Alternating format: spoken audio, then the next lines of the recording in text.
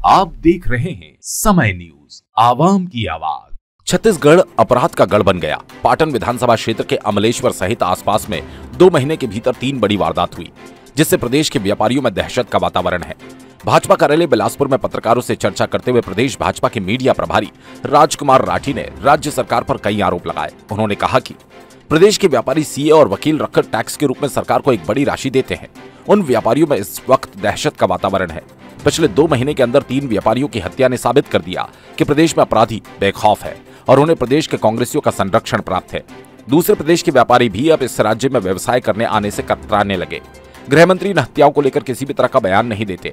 अगर उनसे प्रदेश नहीं संभल रहा तो उन्हें इस्तीफा दे देना चाहिए। राजकुमार राठी ने अमलेश्वर में हुई व्यापारी की हत्या के मामले में राज्य सरकार से मृतक के परिवारों को 1 करोड़ रुपए का मुआवजा दिए जाने की मांग की। बेल्हा विधायक धर्मलाल कौशिक ने पत्रकारों को संबोधित करते हुए कहा, मुख्यमंत्री समेत पाटन विधानसभा क्षेत्र के आसपास से 5 बड़े महत्वपूर्ण राजनेता प्रदेश के उच्च पदों पर हैं। इसके बावजूद उसी विधानसभा क्षेत्र में लगातार हो रही घटनाएं प्रदेश के दुर्भाग्य को रेखांकित कर रही हैं। दिन दहाड़े हो रही हत्याओं से प्रदेश दहल उठा है। गृह मंत्री का बयान न आना सबसे बड़ी चिंता की बात है। कौशिक ने कहा, प्रदेश में अपराध में वृद्धि हुई, सरकार चलाने में कांग्रेसी असफल हो गए, अपराधियों के हौसले बुलंद है, यही वजह है कि आम आदमी दहशत में है। उन्होंने इसका कारण बताते हुए कहा, छत्तीसगढ़ में नशे का कारोबार खूब फल फूल रहा है, जिसमें अंतर्राज्यीय गिरोह काम कर रहा है। यहाँ का युवा वर्ग नशे की गिरफ्त में है, जिसकी वजह से कई वारदातें सामने आ रही हैं। अवैध नशों का कारोबार जिस प्रकार से छत्तीसगढ़ में फल फूल रहा है, अंतर्राज्यीय तस्कर के साथ मिला हुआ है, आखिर किसके संरक्षण में? और ये जो आज किशोरों के जो अपराध है उसमें हिंदुस्तान में छत्तीसगढ़ प्रथम क्यों? उसका मुख्य कारण है नशे में जाना, और नशे के कारण में बाकी जो अंजाम वारदातों को देना, ये सबसे बड़ी कारण है। छत्तीसगढ़ के लोगों को विश्वास कैसे दिलाया जा सके कि आप सुरक्षित हैं, और इसलिए छत्तीसगढ़ में कोई बड़े इन्वेस्टर आना नहीं चाहते।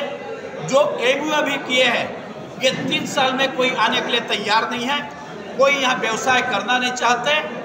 और इसकी जो बदनामी है छत्तीसगढ़ के निकल करके पूरा हिंदुस्तान में छत्तीसगढ़ की आज बदनामी शुरू हो गई है। उसका कोई दोषी है तो भूपेश बघेल दोषी है, गृह मंत्री दोषी है।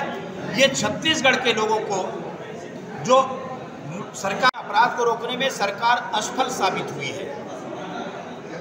हम देख रहे हैं कि पूरे हिंदुस्तान की जब बात करते हैं तो national crime bureau registered report जो है हत्या के मामले में पूरे हिंदुस्तान में 3रे नंबर पर है।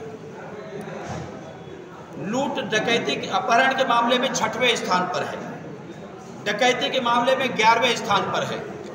मतलब यूपी और जो बिहार जैसे बड़े प्रदेश आज बेहतर स्थिति में है, वहाँ लाइन एंड ऑर्डर, उससे बदतर स्थिति में छत्तीसगढ़ पहुँच गई है।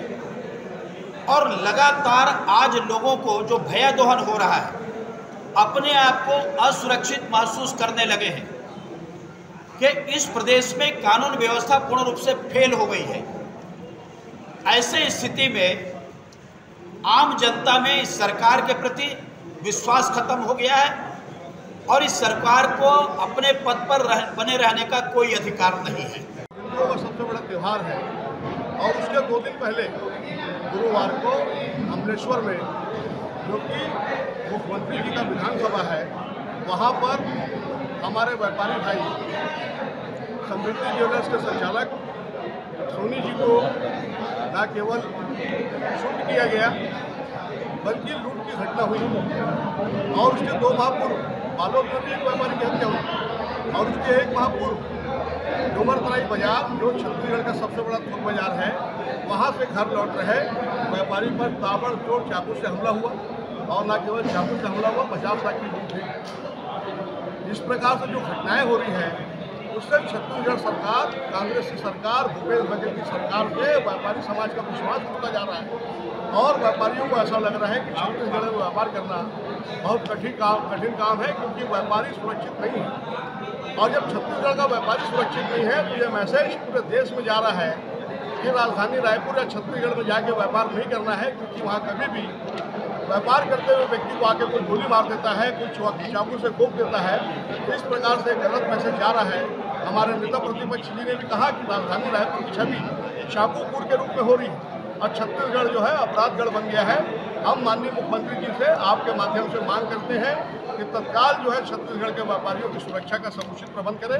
हमने कल जो मौन धारण किया था हमारे राष्ट्रपिता महात्मा गांधी के समक्ष मौन धारण कर, उसके बाद जब ज्ञापन लेने एसपी साहब आए थे तो उनसे भी कहा था कि ये जो समय है दीपावली के समय है, व्यापारी स्टॉक को बढ़ाता है क्योंकि ग्राहक की ये समय होता है व्यापार की, और स्टॉक होता है तो ऐसे समय में अपराधी जो है बेखौफ होकर अपराध कर रहे हैं। मतलब कहीं ना कहीं उनको कानून का, प्रशासन का डर नहीं है, सरकार का डर नहीं है, तब इतनी बड़ी बड़ी घटनाओं को अंजाम दे रहे हैं। हम मुख्यमंत्री जी से मांग करते हैं कि प्रदेश में कानून व्यवस्था की जो स्थिति है उसको सुदृढ़ किया जाए, और सुदृढ़ करने के साथ साथ जिस व्यापारी की हत्या हुई है उसके परिवार में अब कोई कमाने वाला नहीं है। 2 दिन बाद जब पूरा प्रदेश रोशन होगा तो उस घर में दिया नहीं जलेगा। बिलासपुर से राकेश खरे की रिपोर्ट।